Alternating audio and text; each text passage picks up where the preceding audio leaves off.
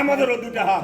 আপনি মনে করেন না, হাত আপনার আছে আমাদের নাই, আমাদেরও হাত আছে, আমারও হাত আছে। আপনার হাতে চ্যালেঞ্জ আমি বলতে চাই, ফাউল কথাবার্তা জীবনে বলবেন না।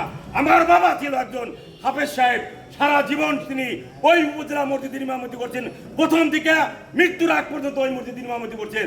তার সম্বন্ধে আপনি বলছেন মা বাপ তুলে যেভাবে বিচ্ছিন্ন ভাষা গালাগালি করছেন, সাবধান হয়ে যান।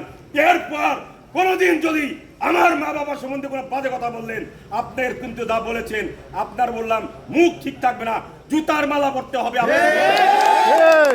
বাজে কথা বলেন, এদের বলতে চাই, এমপি হতে আশা করছেন, ভালো ব্যবহার করেন, ভালো ব্যবহারের মাধ্যমে মানুষের কাছে যান, ভোট চান।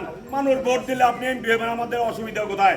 এই সমস্ত আচরণ যদি এখনই করেন, এমপি হলে আপনি কি করবেন জনগণ কিন্তু তা আগে থেকেই বুঝে যাবে। ভোট তুতির কথা আপনাদের কপালে কি আছে আমরা জানি। এই জন্য বলবো